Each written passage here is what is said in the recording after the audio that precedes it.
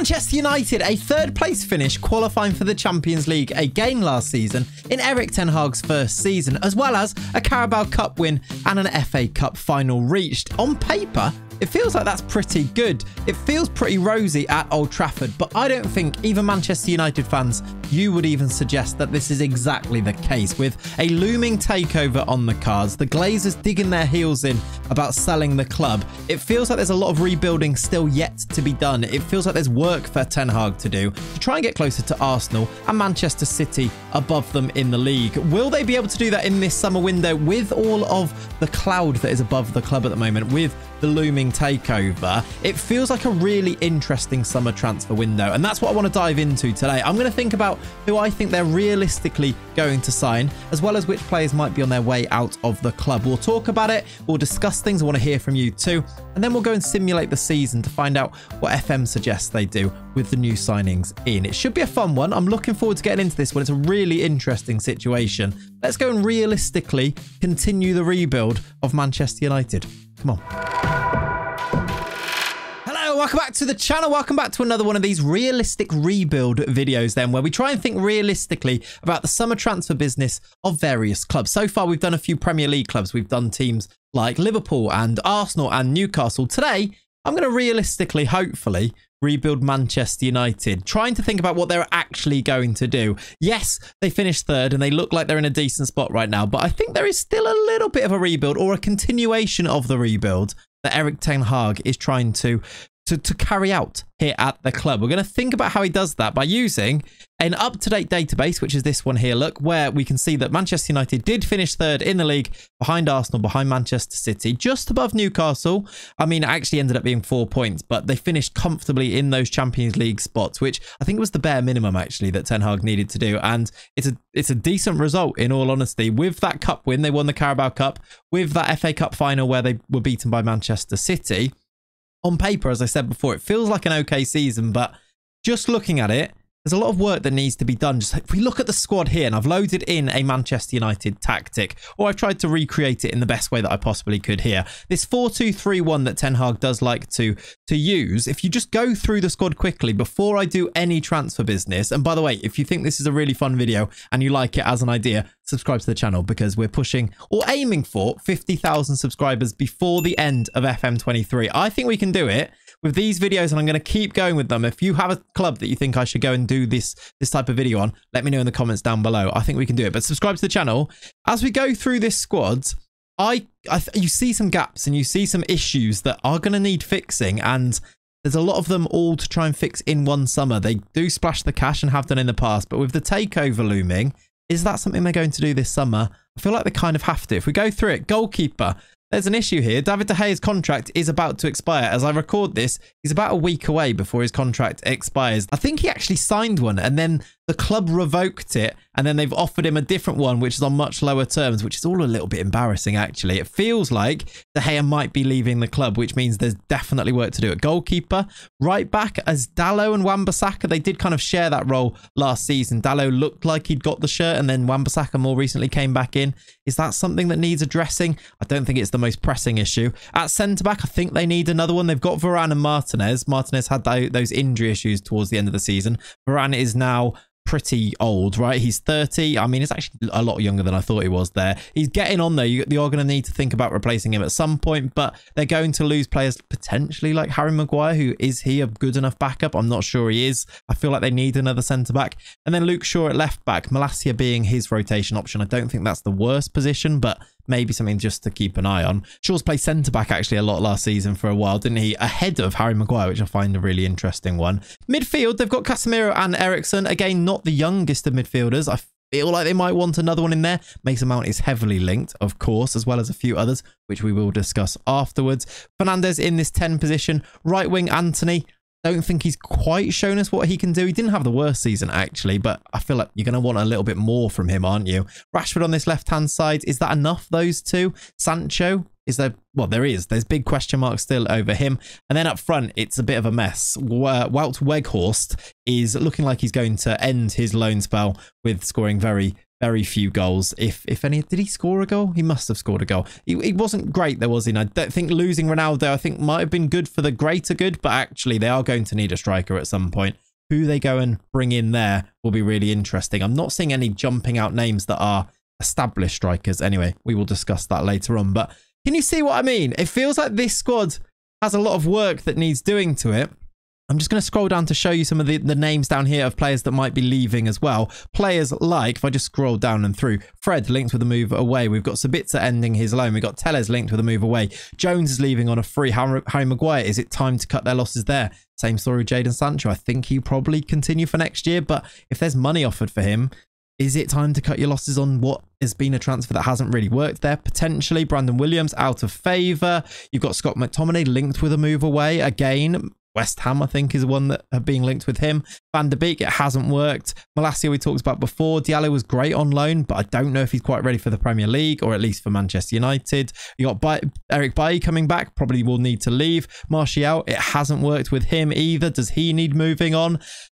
There's a lot of question marks over a lot of squad players here. If even a few of those move on, they're going to need to be replaced. Tuanzebe, I didn't mention him, but he's going to move on. I think Deschamps Bernard's contract is running out as well, as an extra one on there.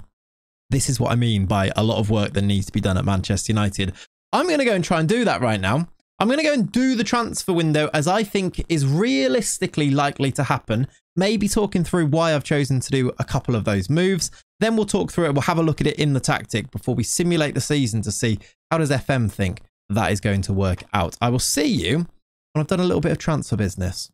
Okay, so I've done some business. I've spent, I'll show you right here, around about £200 million. That is also after bringing in £109 million through sales. These are those players then that I've decided to move on, as well as the players that I've decided to bring in. At least I think realistically we will start. Let's start with the ins because they're the most fun, aren't they? First up, Adrien Rabiot. As I record this, I've just read that he's about to sign a new contract with Juventus. So this one's not going to happen, so please do bear that in mind. I've actually already simulated this and he's going to be in there, but Rabiot, I think, made a lot of sense. I don't particularly love him as a player, but he's a player that's been linked with Manchester United. He was on a free from Juventus. It looks like now he's going to sign a new contract with Juventus and reject United for a second time, potentially. I could see why they would have moved for him. I don't think I wasn't exactly enamored with the signing anyway, but it looks like this one's not going to happen. I was thinking maybe I'll redo this and find an alternative for Rabiot. I couldn't think of one because he was on a free and because of the money that I think Manchester United are going to have to spend in other positions. I don't know who the alternative is for Adrien Rabiot this summer. I was thinking, is there another player? Because he's on a free, I don't think there is another one. I was thinking maybe they go back in the race for Caicedo. I think that would be a fantastic signing. I love him. I'm still wondering where he's going to end up. It feels like it might be Chelsea. I feel like is most likely at this point, but maybe if they've got the money to spend, they go with Caicedo. Maybe that depends on sales, or probably, I guess more likely, they don't sell somebody like Scott McTominay or Fred, players that I've moved on, because they then take that place that Rabiot would have come into and replace one of these two. I don't know. That's a weird one that's kind of thrown me towards the end there because I've read that quite recently as I record this. But the first player was Rabiot. I guess that one's not going to happen. Let's move through to the second one, which is Mason Mount. I feel like this one has got genuine legs. They are heavily linked. There are some Ornstein tweets and Romano tweets all about the back and forth between Chelsea and Manchester United. It looks like it's going to get done. It feels like Mason Mount has decided that Manchester United are the team for him. Around about 55 million, could be 60 million.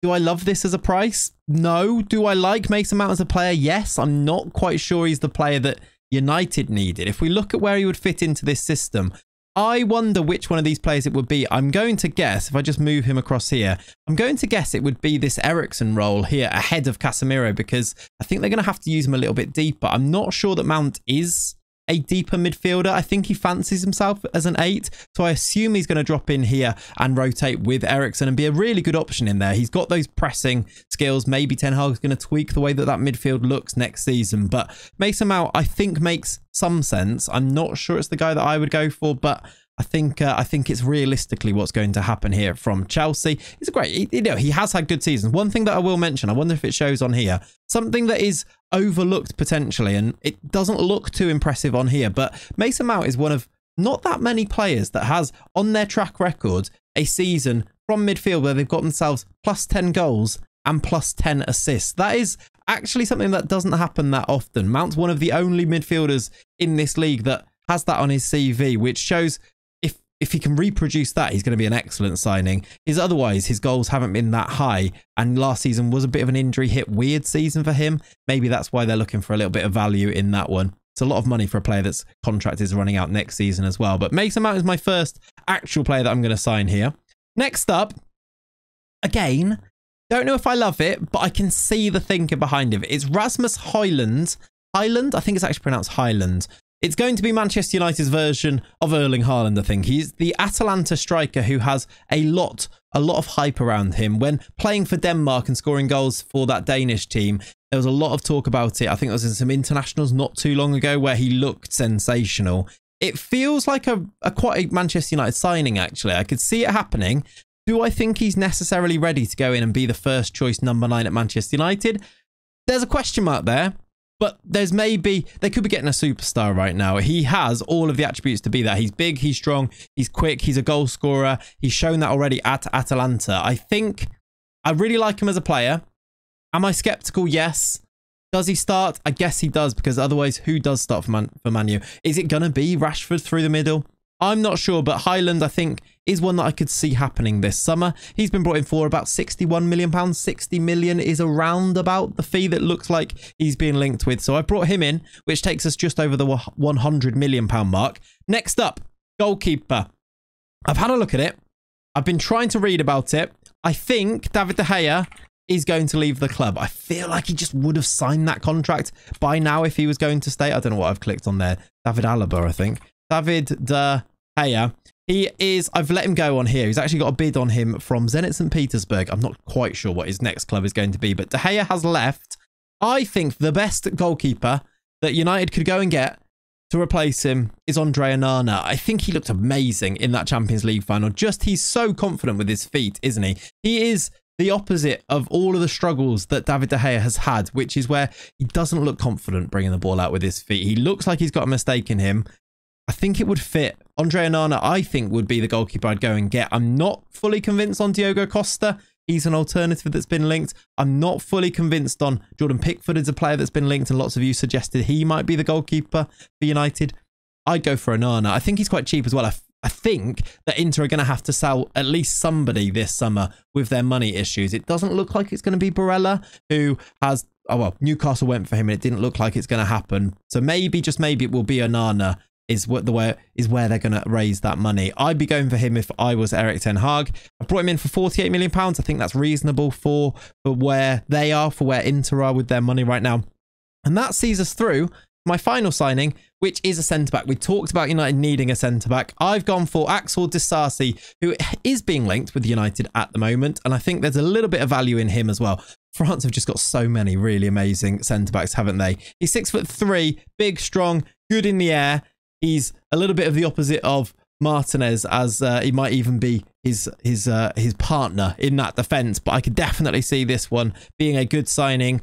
It's more of a tenuous link, this one. But especially if Rabiot doesn't sign, they'd have a little bit of money to go and spend. I think they then would definitely go and get that defender. I'm not sure otherwise if that would happen, but I think that might be the way that the cards will fall. We will find out in this window, of course. Those are the players I've brought in. I'll show you what they look like in the system in a second before we simulate. Let's just go through these outs here. I've got Alex Telles leaving the club. I think his time's probably up at Manchester United now with Malacia coming in. £5 million. I think they'd be very happy to get that. I've moved him to Porto here. Amad Diallo, I think he will go on loan. I don't know if he's ready, but then again, maybe depending on some other sales, will he get his chance at Manchester United? I'm not sure. I've got him going on loan to Sheffield United here. Maybe that one will happen.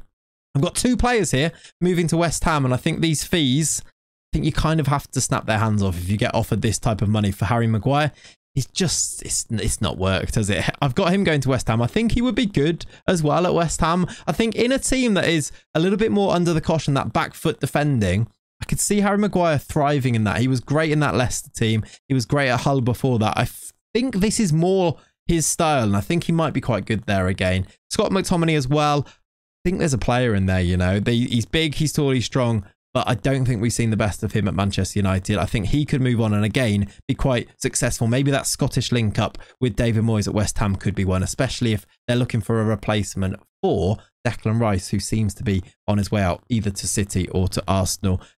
As an alternative, by the way, I'll be looking at Palhinha, maybe Andre Onana as the two that I'd be looking for at West Ham. Maybe Scott McTominay as well, but that's an aside. Maybe that's another video. West Ham, do you want to see that as a video? Next up, Fred, we saw that weird conversation, those photos of him talking to Marco Silva after United played Fulham. I think it'd be a move that would suit both. £20 million would be a great bit of business, probably for both teams. I think you take that as United, and I think you'd be looking at, you've got a really good established player that moved for a lot more than that when he joined Manchester United, moving to Fulham. He's joined for about £40 million, maybe a little bit more as well. Donny van de Beek, it's not worked. I think we're going to try, I think we'll see him be shipped out this summer. Juventus I've got for 15 mil. Zidane Iqbal, this one's actually happened, about 875k. He's gone to Utrecht in Holland. Then finally, I wondered whether they'd be able to sell anybody to Saudi Arabia. Martial, I think, is maybe the most likely. If they can get decent money for him, I think he'd be on the way out. Does maybe leave them a little bit light. Let me show you the tactic and the system and the squad as a whole here. Is it an improvement? Yes. I think they filled a lot of the gaps in. Is there going to still be work to be done here? I'd probably suggest yes as well, but maybe when the takeover goes through, that's when they really go for it. Maybe in January, we'll see a few more signings too. They're not scared of spending the money in January either, are they? Let's go through the team. In goal, we're going to have Onana, probably not playing as a goalkeeper, more as a sweeper keeper. We see him really coming out of his box and getting on the ball, don't we? Dalot is probably first choice right back, but he will maybe interchange with Wan-Bissaka there. Varane and Martinez, probably still first choice, but you've got Axel Disasi to come in, maybe as a long-term successor for Rafa Varane, who I think is older than he actually is. Then at left back, you've got Luke Shaw, who can tuck in and be one of those centre backs as well when they do switch up that shape a little bit. Casemiro and Mount in that midfield. You've not got Rabiot, who I've accidentally brought in, even though he's not going to join. You've got Eriksen as a really good option there, and you're going to need some depth with those Champions League games as well next year. It was Europa League this year, back in the Champions League next year. Is that going to change things? Possibly, possibly not. Then in front of those, the three behind the striker of Anthony, Bruno and Rashford, with players like Garnacho. Could be more of a breakout season for Garnacho this season. I think we're going to see a lot more than him. Maybe we'll see an improvement from Jadon Sancho. Hopefully. It's kind of a sad story with the way that he's gone, isn't it? Alanga, I was thinking about moving him on, but I've kept him around just because otherwise I don't know if there's enough depth here. I've kept him around. And then up front would be a bit of a into the fire immediately for Rasmus Højlund, but I guess he would have to if he's the man they're going to go for. Alternatives, maybe you would see Randall Kolo Muani up front. Is he on here, Randall? There he is. He was on there. I mean, that could be one that you could potentially see. It depends maybe how Bayern go about their business looking to sign Harry Kane. Because if they don't sign Kolo Muani, maybe that leaves Manchester United to be able to go and get him. That's something that maybe we could see. I wouldn't hate this if I was a United fan. As an alternative to Højlund, a little bit more established. Maybe you go and try and get both this summer, especially if you don't get Rabiot. Keep an eye on that one anyway. But maybe I've gone for Højlund as the striker. He's going to lead the line. These are the sub options. As you can see, there are a few gaps in this squad. Maybe some youth players are going to have to step up here. But this is what I'm going to go with. I'm going to go and simulate the season now. I'm going to unpick the squad so that the assistant will actually pick it and we'll find out who actually gets played in this system. I'll see you at the end of the season. We'll find out how Manchester United do with these signings coming in. Are they going to get closer to Manchester City and Arsenal at the top? Let's go and find out. I'll see you in May. Okay, and there we go then. The simulation is complete. Manchester United have finished third again. And actually, looking at this league table, if I click on it here, it's not that far away from challenging for the title, which I suppose would actually be a little bit of progress. It's 82 points, which is a very healthy points total. City won the league on 87. It was Chelsea second on 83. Then Arsenal, then Liverpool in fifth with 75. Quite competitive at the top of the Premier League table. If I just go to here as well, some interesting results with the players as well. It was Haaland who got scored the most goals, top goal scorer, 43 goals. Just an average casual 43 goals from him. Rashford got our top goal scorer with 23 goals. Onana got 19 clean sheets. Yellow cards was Anthony with 13. And actually we had the most injuries, or have the most injuries at the moment too. It's Rashford actually second in average ratings as well. If I show you the results, just to show you what a really good season it was. Some decent spells. If I go through here, what a start to the season it was. 4 wins on the trot. Then they didn't win in September, except for the very last game. So a little bit of a weird, uncharacteristically bad September there from Manchester United. Just beating Bournemouth, but losing to PSG, losing to Manchester City. There's the Champions League group stage, by the way. They didn't reach the final. It's going to be an all-Madrid final there. If I go back to the group stage here, I'll show you where all groups is this. Okay, this is before. For some reason I thought it was going to be the big group stage. Manchester United finished 3rd in their group. It was PSG and Lazio that went through. They got 9 points, 3 wins. They lost 3 games as well. They lost twice to PSG and lost to Lazio too. They did beat Lazio 5-2, but still didn't go through. So not a great Champions League run. It does, I think, mean they go into the Europa League, which I can show you how they did in that as well. Just having a look at the rest of these results here. This is just for a bit of fun, to be honest. We just like to simulate to see what type of impact these signings have. Europa League wise, they lost in the... No, they didn't. Did they get to the final? They've gone through... I feel like they went through. No, they didn't. They lost on penalties. They lost on penalties to Liverpool in the Europa League semi-final, which I guess that is a little bit sad. They've got Betis versus Liverpool is going to be the final in that one. A little bit sad there. How do they do in the FA Cup? Semi-final in that one as well. They lost to Spurs.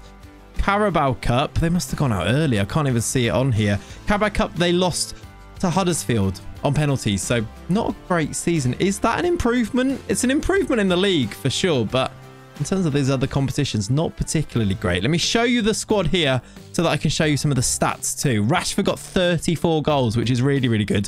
Highland up front, 26 goals in 31 starts. Very impressive. Rabiot played loads of games, even though he doesn't exist for this club, which is a little bit of an oversight on my part. Again, I don't know who they get instead of him, so he's in there right there. Imagine that's whoever they sign instead of Rabiot.